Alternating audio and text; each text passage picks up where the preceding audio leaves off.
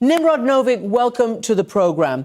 Can I ask you to react with your analysis as to what Hamas is saying and what a former Israeli official, Danny Danon, has claimed, that Israel has assassinated the deputy political leader in Beirut, in fact?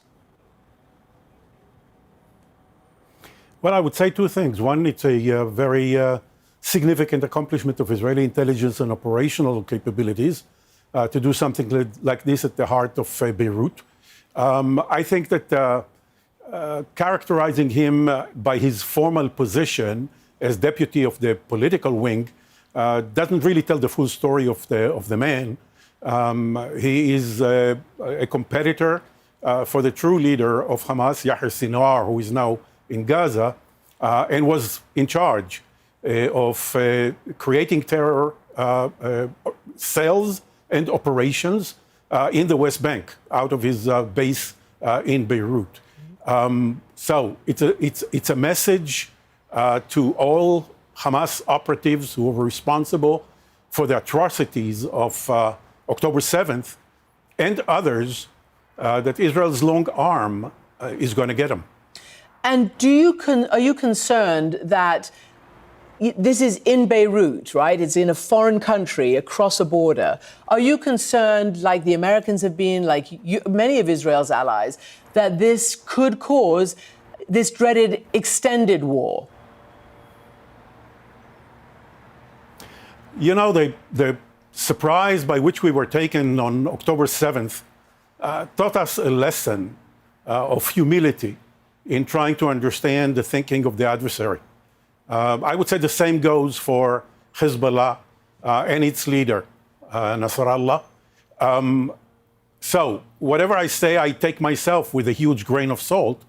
But my analysis is that it does not change the equation, that whatever calculations guided Hezbollah effort to do something in response to what's going on in the south, in Gaza, to show that it is there and it is present and it is identified in militant ways with Gazans, but not to trigger an all-out confrontation with Israel, especially when Israel is so well mobilized and prepared on our northern front. I believe that calculus would not be altered, even though it was in Beirut, but it was a Hamas leader, not a Hezbollah leader.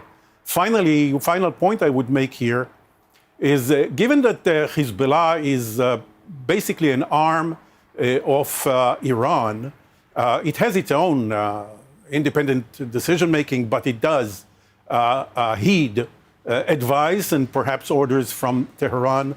I don't think that the Iranians are in the mood to see their huge investment in creating Hezbollah, arming Hezbollah, training Hezbollah, funding Hezbollah, just in order to retaliate for Israeli assassination of a senior Hamas militant. And yet, Benny Gantz, obviously a former, military personality himself, and now in the unity government or the emergency government, has threatened that the IDF will act, and this was before this event of today, will act if Hezbollah doesn't, as he says, stop provocations across the northern Israel border. This is what he said. Let's just play it. The situation on Israel's northern border demands change. The stopwatch for a diplomatic solution is running out. If the world and the Lebanese government don't act in order to prevent the firing on Israel's northern residents and to distance Hezbollah from the border, the IDF will do it. So again, I mean, he's making a clear, threat to use the IDF. Do you think, and as some people have suggested, that at some point during the Gaza war, the Israelis, turn their attention, your country, to Lebanon and to Hezbollah? Do you think that moment is approaching? It is quite a possibility. First, things may get out of control by no intention of either side. One rocket, one missile hits civilian population and causes considerable casualties, and we are at full-fledged war. But as long as the parties are in control and are containing, Israel has a serious dilemma. Because of Hezbollah proximity to our northern population, we have evacuated, in 3 months now, tens of thousands of Israelis from their homes, jobs, kindergartens, schools, what have you. And they're not going to go back watching Hezbollah tens of feet from their homes after the experience that we went through in October 7th in the south. So I believe that what Benny Gantz was trying to do is reinforce diplomacy by advising Hezbollah that if diplomacy doesn't work, Israel has other means at its disposal. Let me ask you about your analysis as to why your government has said that it is going to be pulling back some troops from Gaza. And what is your analysis of how the war in Gaza is going? As we mentioned, the United States has been telling Israel to just stop with the killing of so many civilians and so much civilian infrastructure. And the Secretary of State apparently is coming back for his 4th visit since October 7th. What is your assessment of Israel's, I guess, achievements on the ground in Gaza? Well, from a purely narrow military perspective, the IDF is performing very, very well, has accomplished much of the objectives in the north, is now concentrating more on the south, while so-called cleanup is still going on in the north as well. The government has set itself and the IDF 3 objectives for this war. One was to destroy the Hamas military capabilities. The second was to destroy its ability to govern Gaza. And the third is a long-term securing that it can never come back to threaten our civilian population the way it had. I'd say that the second one has basically been accomplished. Hamas is no longer governing Gaza. The first one of destroying its military capabilities is in progress. And the IDF has designed for itself different modes of operation in different sectors of the Gaza Strip, dictated by military consideration, but also by civilian and terrain. And since much of the northern population was urged to move south, it is much more difficult to operate without too many civilian casualties in the south. So the IDF, there was a talk about moving from stage 2 to stage 3, and then from stage 3 to the morning after. None of these are cutoff points. There is no day at which we move from one stage to the other, or from the third to the morning after. These are all processes, and they are happening as we speak. The IDF is reducing the intensity of its operations in the north, and therefore can release some reserves. The pressure on the economy of over 300,000 mobilized reservists is tremendous. So the more they can release, the more they will. And the third one of securing that neither Hezbollah nor a successor by a different name, maybe more vicious even, is not threatening our northern population. That's the sticking point primarily, I think, between the US and Israel, above and beyond the humanitarian issue, which is serious. But it is the long range, the long term. What comes after we have accomplished our objectives, to whatever extent we will. I mean, we will not destroy Hamas, as some of our leaders have kept promising our people. Hamas is not just a military organization, not just a political organization. It's an ideology, it's an idea, it's a movement that exists way beyond Gaza or the West Bank or both. And we're not going to go after every single last operative. So that objective is not going to be accomplished. But the fact that the Israeli government refuses to discuss a strategy for the morning after, who comes after us, is a very serious sticking point.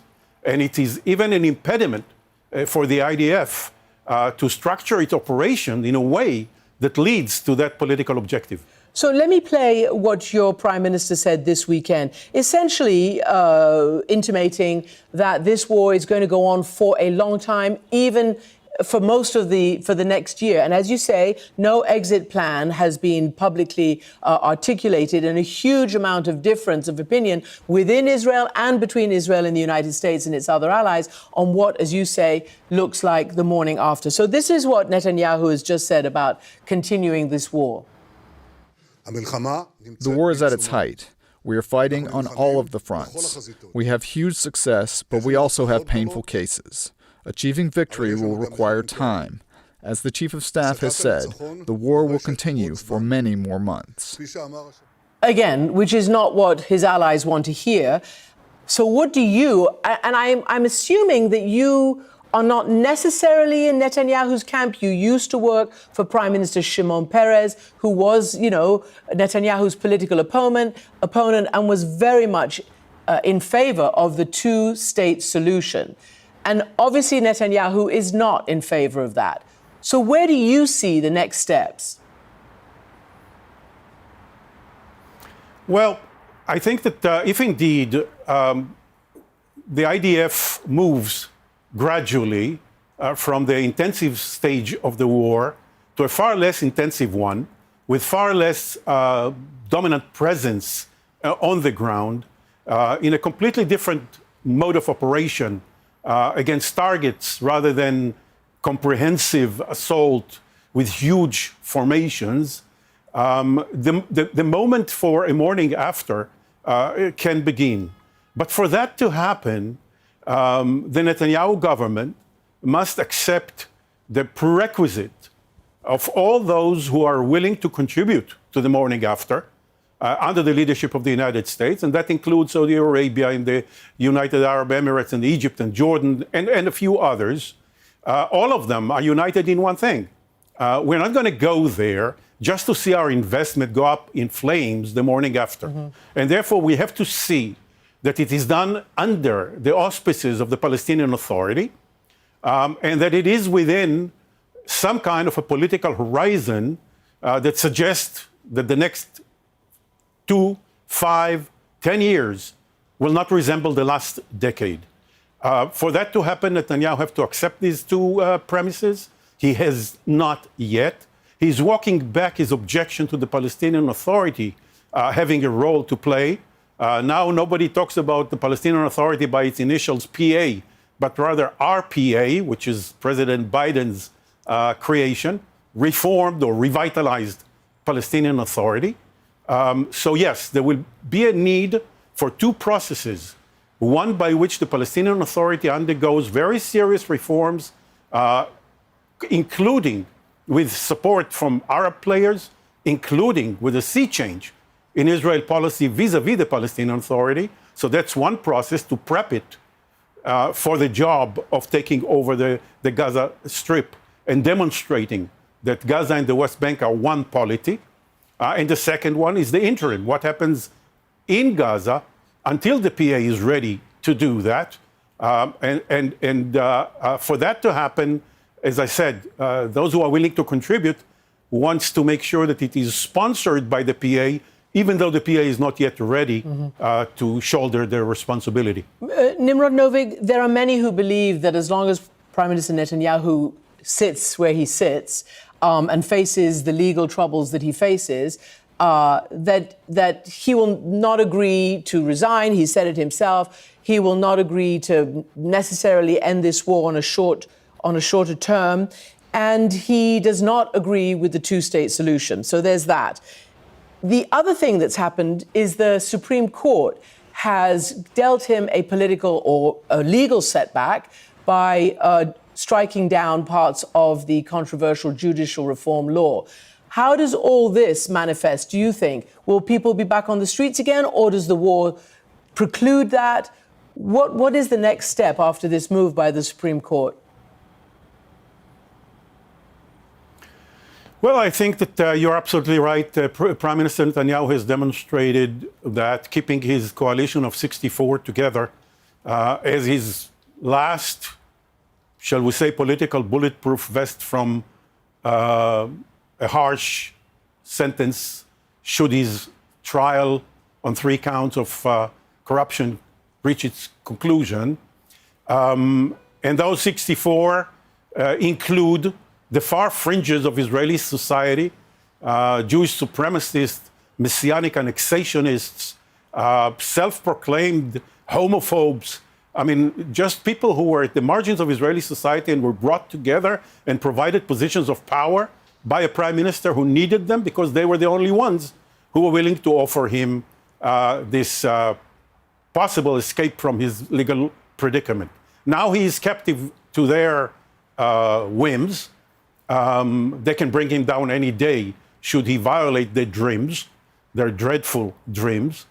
And as a consequence, his freedom to negotiate with the US a formula that falls short of the 2 prerequisites that I mentioned earlier, that the PA sponsors Gaza rehabilitation, and that it is all done in the context of some kind of a political horizon, his freedom to reach that kind of a formula has been very, very narrow. I'm not sure that the administration in Washington is in the mood to try and persuade all the Arab partners to accommodate Netanyahu's constraints. So yes, we are in a very serious problem when the prime minister seems to face a conflict of interest in the conduct of the war. As to the protest, I think that the moment that the general public will get the sense that the IDF has moved from phase 2 to phase 3, to which I alluded earlier, that is to say that many reserves are being sent back home, that the operation is much less intensity, that we don't wake every morning dreading the moment we call it, we are allowed to announce, which is when the media announces who died in battle the last day. Once that sinks in, I think we're going to see a resumption of the protest, but this time, not in order to protect our democracy, but in order to see those responsible for the huge strategic failure go. Yeah. And Nimrod Novik, is worth saying that Prime Minister Netanyahu is the only one of the main pillars of your government who has not taken responsibility for that failure. Thank you so much indeed for joining us.